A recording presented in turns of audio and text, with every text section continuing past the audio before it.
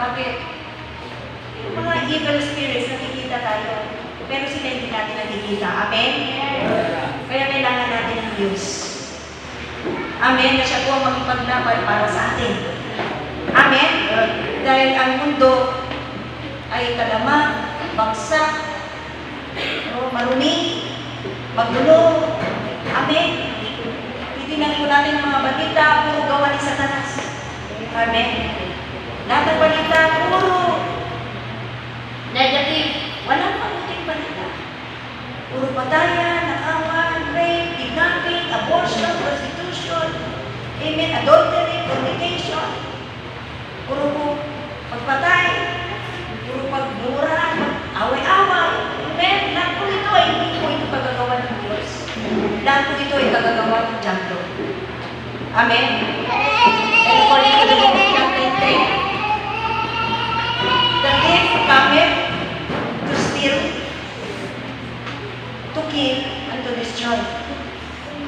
Yan po ang purpose sa Satanas. Mga pamilya, guguluhin, pag-iwalay yung mag-asawa, ang magkaibigan, tuloy pag-aawayin, magpunla ng kahirapan sa ating mga tahanan, kaguluhan ng ating tahanan, ng ating bayan, ng ating bansa. Amen.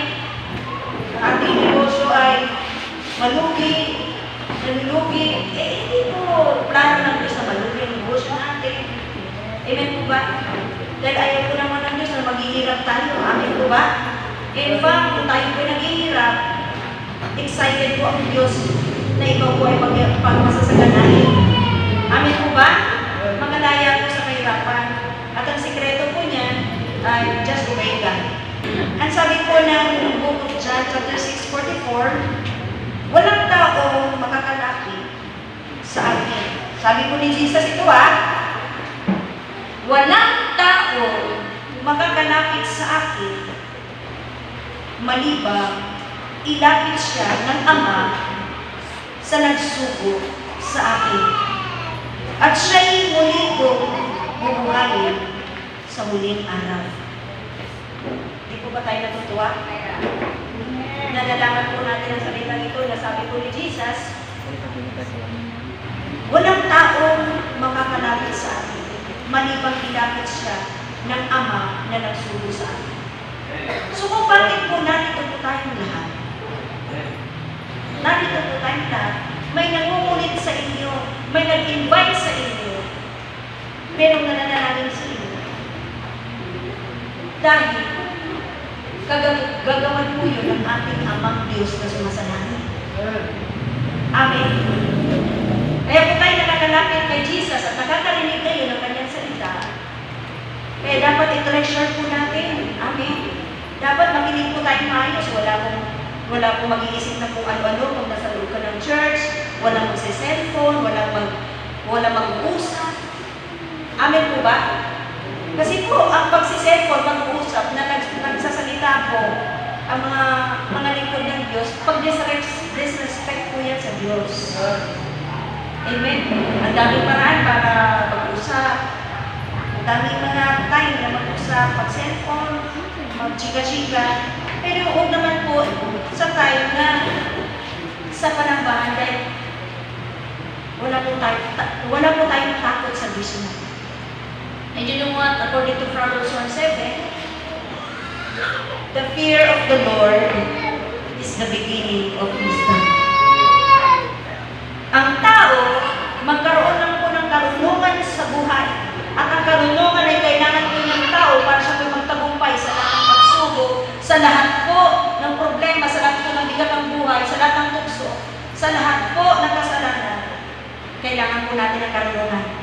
At hindi po mapasa atin yan kapag wala tayong takot sa Diyos. Amen? Kaya pag meron tayong respeto, may takot tayo sa Diyos, may reverence po tayo sa Panginoon, mapunta po tayo, makarating sa atin ang karunungan, magtatagumpay po tayo sa buhay. Kahit ilang billions of demons ang susugod sa iyo, magtatagumpay ka. Hindi ka matitinag. Amen? Because the favor of God is in you. Amen? So, kaya po tayo narito, dapat po natin malaman na dinala po tayo ng Amang Diyos kay Jesus Christ sa kanyang gawain. At ang plano ng Diyos at siya'y muli kong bubuhayin sa muling araw. Ibig sabihin noon, na dinala po tayo ng Amang Diyos sa gawain niya kay Jesus Christ, may plano ang Diyos kung bakit ka dinala sa Kanya, nakarinig ka ngayon ng salita ng Diyos. Bakit? Dahil ang pangarap ng Diyos sa iyo at sa akin, kahit tayong mamamatay, amen? Tayo po ay Kanyang bubuhayin. Ibig sabihin, hindi po magtatapos ang ating buhay. Magtatapos lang po dito sa lupa, pero ito po ay mai-extend sa langit. Ibig sabihin, kailangan nating mamatay, dahil kailangan po nating lumipat sa isang lugar na mas maganda. Punong-puno ng pagpapala, punong-puno ng kasaganaan, at doon po talaga ang buwan ng langgan na ang Diyos po ang papahid ng ating mga luha. Ang Diyos po ang magpapawi ng ating mga kalungkutan, takot, pangamba, kabalisahan. Dahil lahat na ito takot, pangamba, kabalisahan, dahil po utang, hindi po yan sa Diyos lang. Amen. Yan po ang nagbibigay ng sakit karamdaman sa tao. Kaya dapat po tayo magpatawad kung meron po tayo mga takot at pangamba. Amen po ba? Amen. Meron po tayo mga galit po, tampon, nanakit. Amen. So lahat po yan. Tayo po ay bubuhayin muli ng Panginoon sa Kristo. Now, bubuksan ko lang po muli yung pong ating hindi natapos na basic. Sa John chapter 3, itingnan po natin, pakinggan po natin muli, dapat ito po ay mangyaring maganap sa ating buhay. May isang lalaking kabilang sa mga Pariseo na ang pangalan ay Nicodemo, isang pinuno ng mga Hudyo. So meron daw po isang lalaki na Pariseo po siya. Hindi po siya ordinaryong pari, kundi siya po ay pinuno. Okay, may tungkulin po siya. Verse 2, siya ay pumunta kay Jesus ng gabi na. At sinabi sa kanya, Rabbi. Ang rabbi po ay isang Greek word. Ay rabbi, ibig sabihin teacher, guro sa Tagalog. Nalalaman namin ikaw ay isang guro na mula sa Diyos. Sabi po ni Nicodemo, sapagkat walang makakagawa ng mga tanda ng iyong ginagawa maliban kasama niya ang Diyos.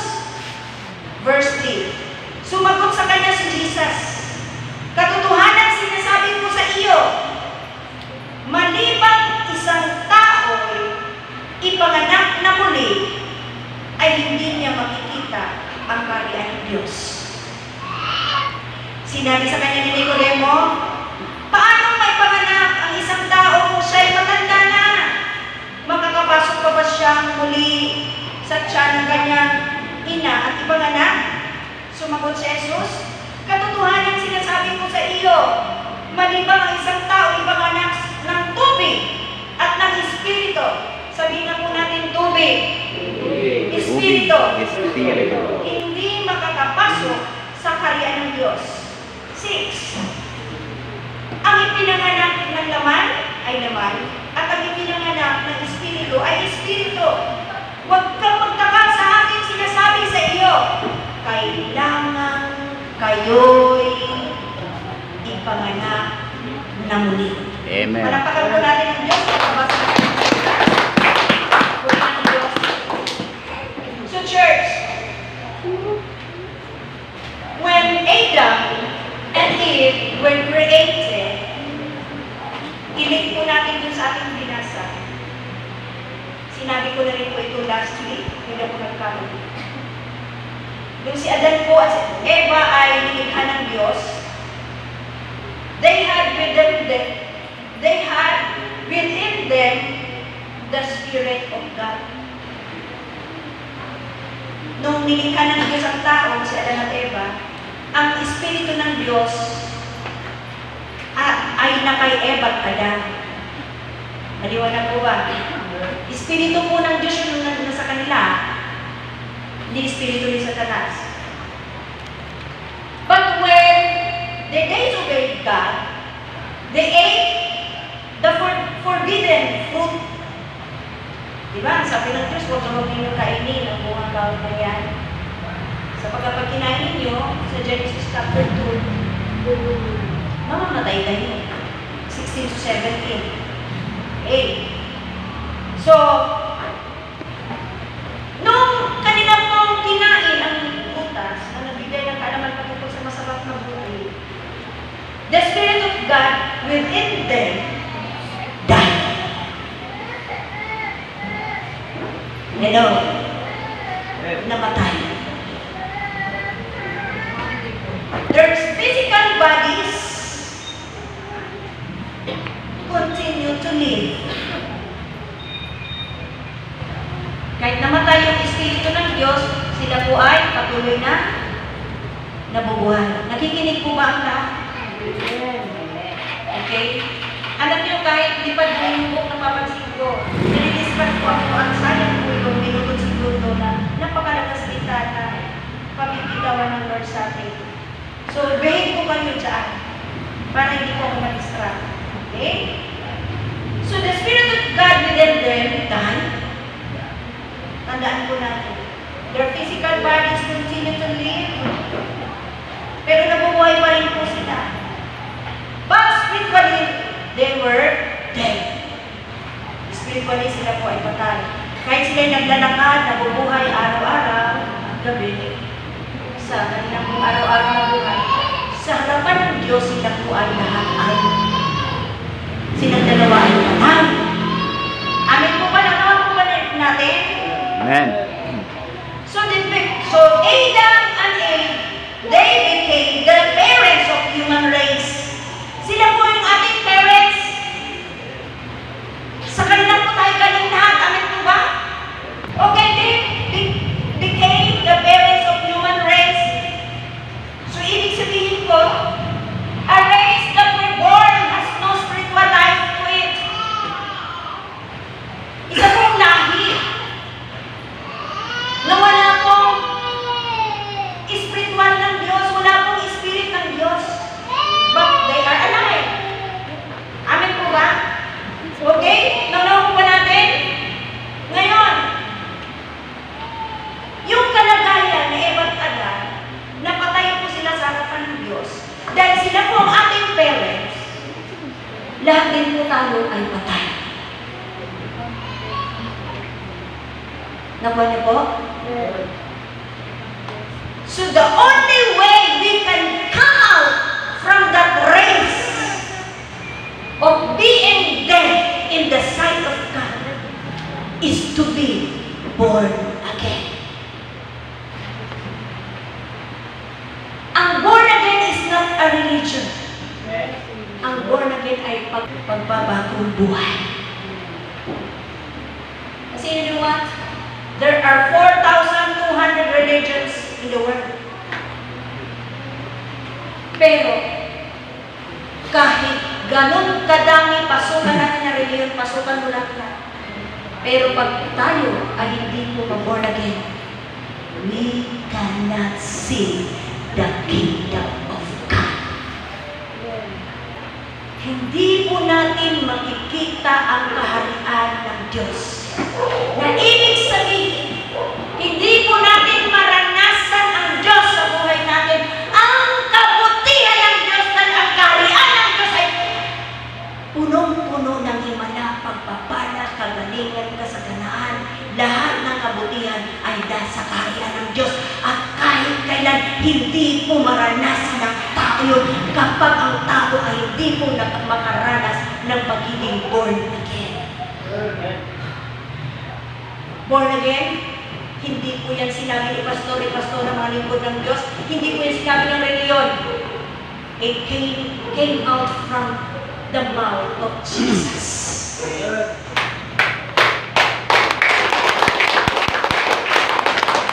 Na ang lahat ang sabi niya, do not marvel. You must all. Even you have religion, you must all be born again. The only way we can come out from that race, that full, na puno-puno ng kasalanan, kabalahan, kabalisahan. Puno-puno ng takot, pangabato, puno-puno ng sakit at karamdaman. The only way we can come out of that, kailangan po natin may panganak na muli. Ibig sabihin ko, ipinanganak ka ng magulang mo, hindi po nagtatapos ang kapanganakan niyan bilang isang tao. Habang nabubuhay ka, kailangan mo rin maipanganak sa Diyos. Pag hindi ka nagpanganak sa Diyos, ganyan na lang ang buhay mo habang nabubuhay ka hanggang mamatay ka.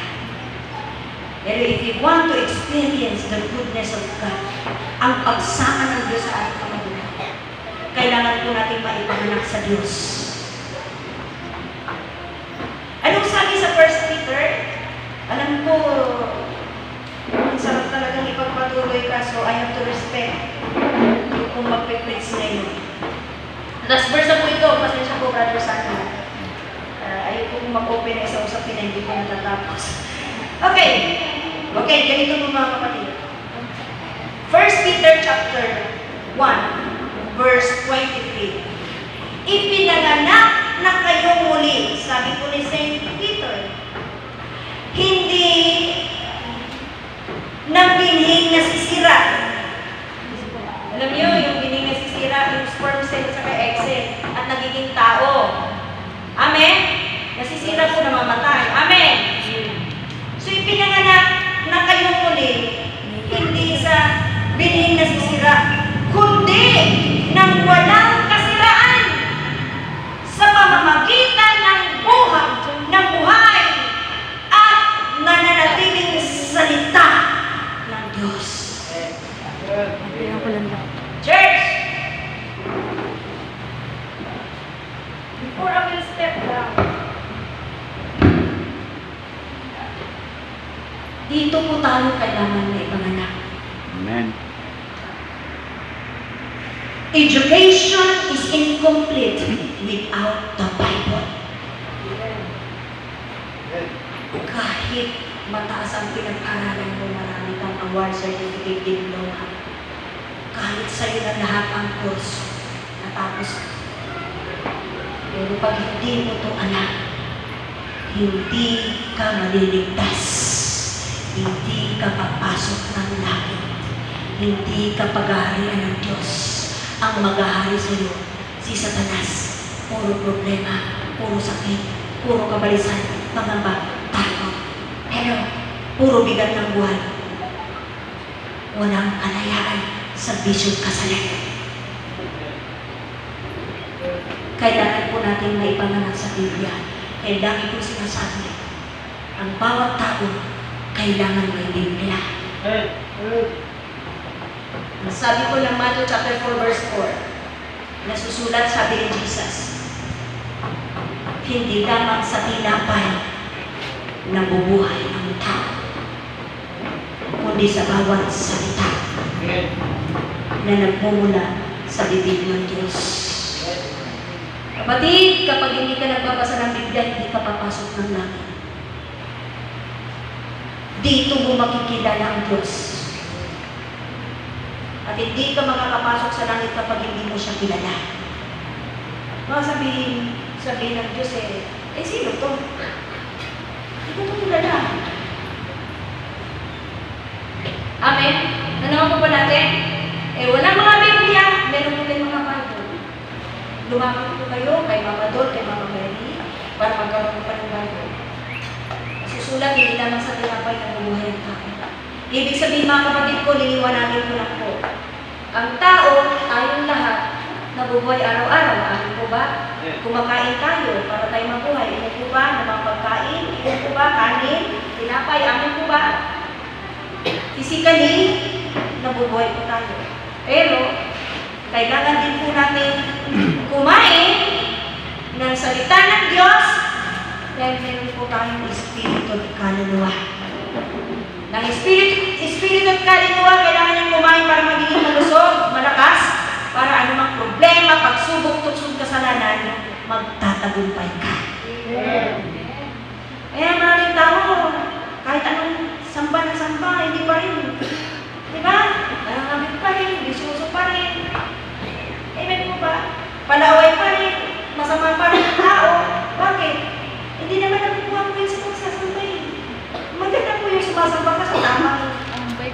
sambahan. Pero kung hindi ka naman po nagbabasa ng Biblia, hindi po natin makikilala at hindi po natin maranasan.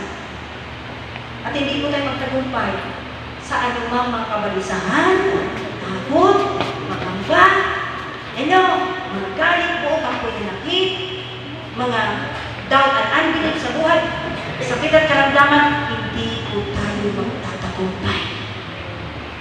Ang magpapatagumpay sa atin, para tayo po ay magtagumpay sa buhay, sa mga usapin na espiritualidad, sa mga kalungkutan, ito po, nandito po ang solusyon. Palakpakan po natin ating sa buhay.